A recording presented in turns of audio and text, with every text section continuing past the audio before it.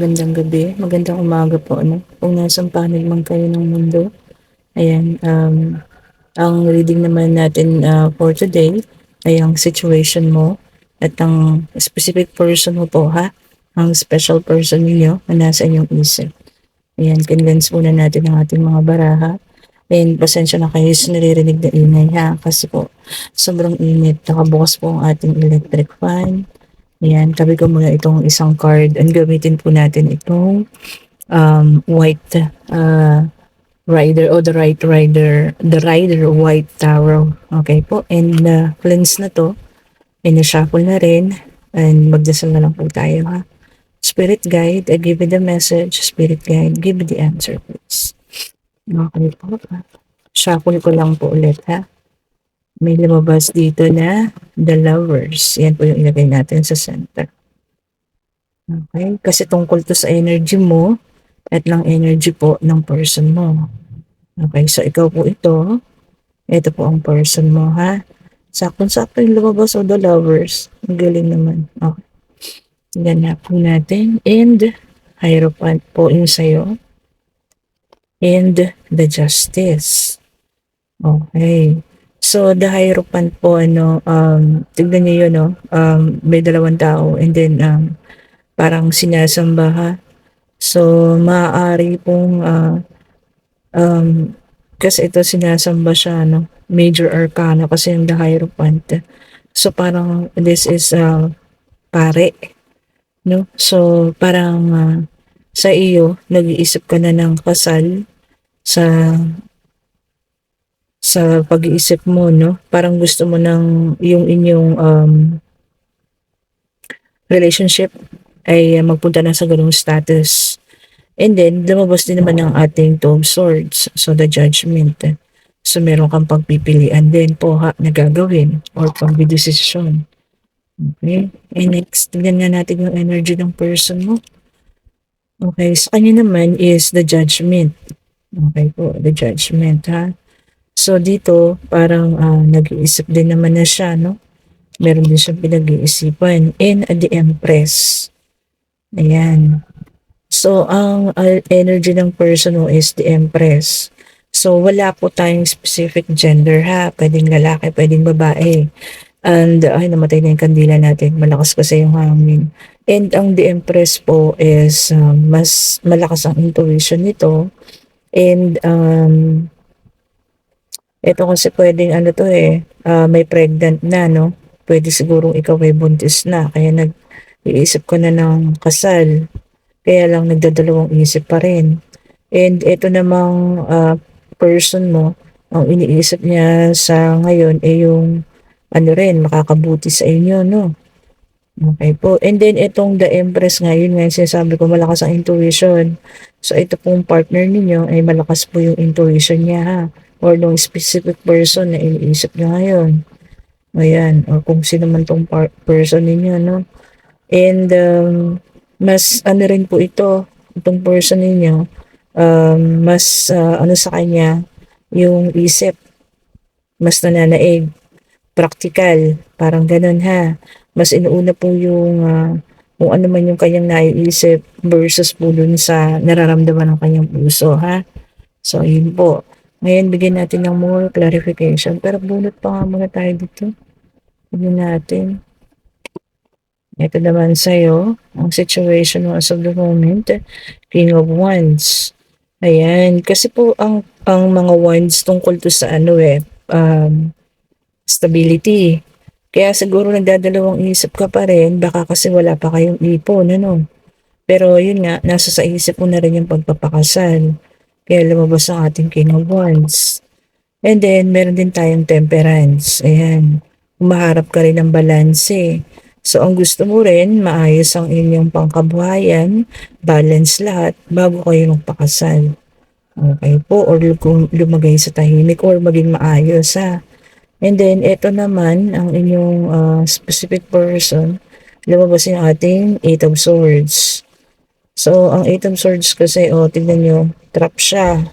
So, nag-iisip nga, feeling trap pa po sa sitwasyon, ha. Maaari kasing baka hindi niya pa kayang ibigay yung kasal na gusto mo. Kaya ayan, feeling trap siya ha. And then meron din tayong King of Cups. Ayun po. Gusto niya muna talagang ma-secure ang inyong stability bago siya magpakasal or bago kayo magsama ha. And check nga natin po more clarification dito sa ating isang card. Specific clarification nga po. Bigay niyo po sa amin clarification pa sa situation ng dalawang taong ito, no? Bigay niyo po sa akin. Okay, tignan pa nga po natin for more clarification. Ayan, salamat po sa lahat ng mga bumili ng ating mga evil eye. Meron pa po yan ha. Mag-inquire lang po kayo dito sa ating Facebook page para po yan sa inyong protection. Okay po, kung meron mang naiinggit, may nag-iisip ng masama sa inyo. Ayan. Lahat po yun ay babalik po sa kanila ha. And hindi po yan nangingitim kasi stainless na po itong ating evil eye. So ito may nag-flip dalawa. So ito po yung sa inyo, Knight of Cups. Ito po ay water sign, Cancer, Scorpio, and Pisces. Same din po naman ano. So ang pinagtutuunan niya ng pansin as of the moment ay ang inyong kabuhayan. Ayan, kaya lang nga, ang sa ikaw naman, ang sinusunod mo ay yung iyong puso. Ito namang yung specific person ay ang kanyang isip. Ayun. Mas nangingibabaw daw po sa inyo ang puso ha. Kaya siguro nag-aano na kayo tungkol dun sa kasal ha. And then Queen of Cups. Yan. Water sign din. So ito, malakas ang water sign natin dito ha. Kung sino man itong mga nasa situation na ganito, no? Ito yung energy. Water sign, lumabas na po 2 beses. And ito naman yung energy ng person mo. Okay, Queen of Cups. Yun, same din, no? Gusto mo, emotional stable ka na and mas pinagtutuunan ng isip, ay ang puso, kesa po sa isip, ha? Alam mo talaga, yung mga water sign, sobrang emotional yun, eh. Ayun po ha, sa may gusto ng ating mga evil eye, ng ating healing oil, ayan. And ang ating amethyst bracelet po ha. And 4 of swords, o ayan. Sa ngayon po, nananahimik ka lang, gusto mo lang mag-isip. Ayun. Palagay ko siguro, sinusubukan mo tong person mo eh, no? Kung pakakasalan ka ba or hindi. So, kaya gano'n naman. Ikaw naman, nangingibabaw sa iyong emotion, pero sa kanya practical siya. So, mas ano po sa kanya yung pag-iisip ha. Kaya nakatutuon siya sana muna sa stability ninyo bago po yung inyong union. Ito, tama-tama, union. 2 of Cups. Ayan. So, siguro meron na ikaw, gusto mo, magkasama na kayo. Pero siya naman muna, may pinagtutuunan muna ng pansin ha. Gusto muna ng stability bago po kayo magkatuluyan at magsama. Parang ganun po yung nakikita ko rito sa mga energy ninyo ha. Okay. And meron tayong lumabas na King of Cups. Sa kanya rito, ilang beses na itong lumabas. The same po. King of Cups ha. Talagang gusto niya maging stable po muna bago ang lahat. Okay, tignan pa nga natin kung ano yung kanyang nararamdaman. And King of Pentacles, Earth sign naman po ito ha. So, dalawa ng sign yung lumalabas, water sign and earth sign. Tignan nyo, business naman ito, pinagtutuunan niya and gustong maging successful in abundance. Ayan. So, si specific person ay practical at ang iniisip mo na ay pangkabuhayan. Ikaw naman, or kung sino man to, no, emotional ka, and ang iniisip mo, agad, pinapa-viral mo pala is ang iyong heart before your mind, ha? Okay, emotional dito. Isa pa nga, para sa specific person mo, clarity pa nga po. Clarity. Ito yung mga current situation nyo ngayon, ha? Yung mga nangyayari sa inyo ngayon, kung sino man makaka-resonate, and the strength. Ayan, ito naman ay fire sign. So, malakas ang loob nitong partner mo. Ayan, so tig-tatlo na kayo, ha. Malakas ang loob niya. So, kaya ang iniisip niyo muna ngayon is ang inyong financial stability bago bumuo po, ha, ng union, ayan, ng pagpapamilya. Okay. Karaniwan sa naman sa emotional, ano eh, karaniwan babae, no? Pero no specific gender tayo, ha. Pwedeng ikaw ito, pwedeng siya naman yan. Basta energy niyo tong dalawa po, ha. Energy niyo na magka couple. Ayan. Kung sino man yan. And then, para sa'yo is death. Ayan. So, may magtatapos. Hindi naman sana itong relasyon na to, no? Maaaring pwede naman itong sa trabaho. Ayan. Or meron din kayong new beginning. Ayan. Pwede maghahanap ka ng ibang trabaho, ha? Ayan. Siguro kung, kasi nga meron tayong nakita rito kaninang buntis, ano? Siguro kung may buntis naman, maaaring papahinga ka muna. So, sa bahay lang, no? It really depends po, ha? And, wait lang po. Mamamatay ang ating ilaw. Saglit lang po, ha? Okay. Hindi ko makita. Ayun. Ayan. Bumukas siya ulit. Okay. Tingnan pa nga natin. Meron din palang new beginning yung death, ha? Ito nag-flip. Oh, the Hierophant. Same po. Same. Talagang ang iniisip mo na ngayon is ano, kung maaari sana yun ang nasa sa isip ko. No? Magkaroon na kayo ng union or pagpapakasal na. So, meron ka ng dalawa. Siya naman. Check natin. Ano po yung sa kanya. Check natin. Kung ano yung kanyang energy at nasa sa isip ngayon. The Star. Ayan, nagmamanifest po ito.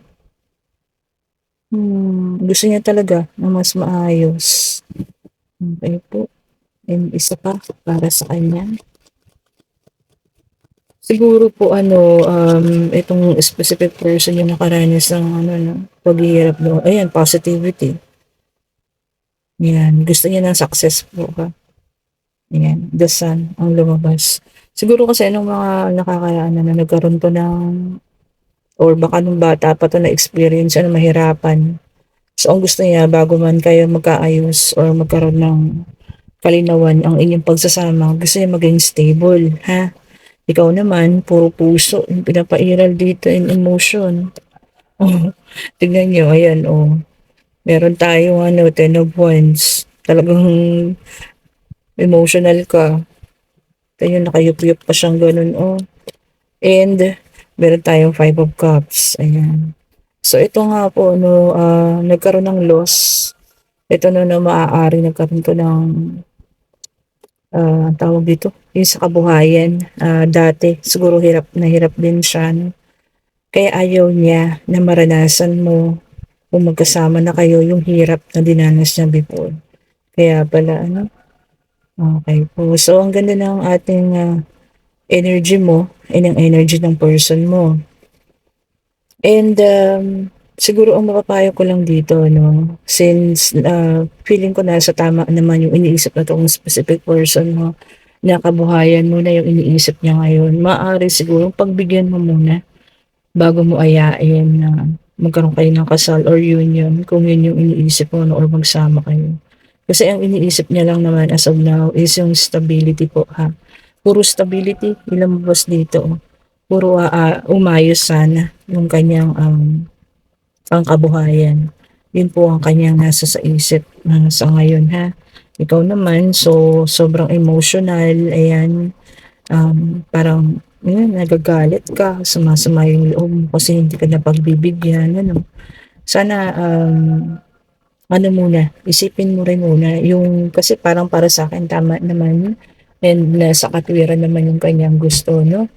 So, tingnan nga natin kung ano ang payo sa inyo ng messages of life. Ayan. Check natin. Hanggang inaamoy ko kayo kung ano natin, laurel. Ang sobrang bango niya. Ayan, ang bilis naman. Ito ang messages sa inyo. And openness. Oh, saktong-sakto. Kailangan daw po maging open kayo sa isa't isa, ha. Sabi niya, oh, I know that when one door closes, another opens. And trust in universe po ha. Kasi kung kayo talaga, hanggang sa huli, kayo na rin daw po. And be willing, sabi niya, to release. Okay po. And of the past and prepares me to accept the many new opportunities. Ayan. Sabi ni Divine Universe dito, no, marami pa pong opportunities yung darating sa inyo, ha? So, wag munang magmadali. Okay po, maraming ibubukas sa inyo daw po si Lord na opportunity. Have faith, sabing ganun, ha? Openness po. So, maging open kayo sa isa't isa, pag-usapan. Okay, so feeling ko merong nagtatampuhan ngayon dyan. Dahil po sa ganyang issue, ano, may sumama ang loob. Baka hindi na pagbigyan doon sa gusto niya. Okay, so ngayon tignan natin ano, kung ano ang magiging sagot sa inyong mga katanungan, sa inyong mga isipan. Answerable by yes or no po ha, mag-isip na kayo. Tanungin natin dito sa ating special card. Bukaklas siya. Okay, and salamat din po pala ha, sa mga nagdo-donate dyan. Lalo na kahapon, birthday ng inay. Ano, kahit pa paano meron naman nagbigay ng regalo sa inay. Salamat po sa inyo. Ay, hindi pala, nung May 2. Kasi ngayon po ay, ano na, May 6. Tama ba? Ay, sorry. May 4. Ayan, sorry po, na-advance naman ako. Okay, salamat po sa nagbigay ng regalo sa inay. Ayan, tuwan-tuwa ang inay. Ayan po, and yun nga po, no? Answerable by yes or no. Spirit guide, give me the message. Spirit guide, give me the answer, please. Okay po. Ano po ang magiging kasagutan sa mga itinanong nila? Pwedeng love life, pwedeng career, pwede pong pag-travel, pwede pong sa school. Ayan, depende kung may mga estudyante tayo dyan na nanonood. Ano? Ayan. Yung anak ko yun ang madalas itanong sa akin. Teka po, dalawa ito at lumabas naman yung dalawers. So talagang puro sa pag-ibig yung ulitin natin. Yung anak ko kasi lagi yung nagtatanong, makakapasa ba ako sa exam? Yung mga ganun po, ano? Ayan, mataas ba ang grade ko ba? Ayan. Pati yung mga ganong bagay tinatanong niyo sa akin. Okay po. Pero yun naman ikatuwaan lang namin. Siyempre kailangan mag-aral mabuti po, ano? Para siyempre maganda ang examen. Okay, maganda ang kalabasan ng examen. Okay, check na natin. Ano po yung kasagutan? Isa lang po, spirit guide. Please po, ibigay niyo yung kasagutan sa kanilang mga katanungan. Please po. Ayan, ibigay niyo po ang kasagutan sa kanilang mga katanungan. Hindi po pala mga may gusto ng ating reading. Ayan. Pasensya na po ha sa mga hindi ko napapagbigyan ng free reading kasi po tapos na po yun. And sabi ko nga next month po ulit tayo ha. And dun po sa magpapareading po, punta lang po kayo sa ating Facebook page sa Mystic Tarot po ha. And mag-iwan po kayo ng messages sa akin. Ayan po, nilagyan ko na po ng descriptive na mga, ayun, ito na talaga. Prices po yun ha. Oh, yes and no, the lovers. Ayan. Yes and no po. Depende na lang sa tinanong ninyo po ha. Yes and no po ang ating kasagutan. Magulo siya ano. Yes and no. Ayan. So walang kasiguraduhan po ha. Pwede daw yes, pwede rin no. Kung ano man yung mga tinanong ninyo. The lovers po ang sumagot. Ayan, yun po ha. So may gusto ng ating free reading, punta lang po kayo sa ating channel. Ayan. And ang free reading ko pala po ay every month pala yun ha. Every second of the day of the month po ako yan nagpipili. And pasensya na po sa hindi ko nabigyan. Ayan, kahapon kasi may nagchat-chat po sa akin. And hindi ko po napagbigyan. Pasensya na po kayo ha. Kasi marami rin po nagpapareading sa akin po ha. Yun nga po. And syempre po, kailangan din naman natin yun dahil alam niyo naman yung mga sinusupport natin po. Marami po yan. Pusa, so yan po ha. And eto, 4 na cards yung nagamit natin as of today. And sana po nagustuhan niyo yung ating reading. Energy mo, energy ng person mo, nasa isip mo at nasa isip ng person mo, nasa puso niya at nasa puso niya rin po ha. Ayan, so kung sino man yung nakaresonate, iwan po kayo ng tawag dito, messages dyan sa ating comment section. And kung gusto pa po ng free ng tarot reading po ha, punta po kayo sa ating Facebook page po. Maraming salamat po sa lahat ng mga nanood. Sana po naka-resonate kayo and mag-subscribe pa kayo dito sa ating YouTube channel, Mr. Taro, and pakiclick po yung ating notification bell para lagi kayong updated sa ating mga reading. Okay po. Thank you so much. God bless. Have a great day po. Bye-bye po.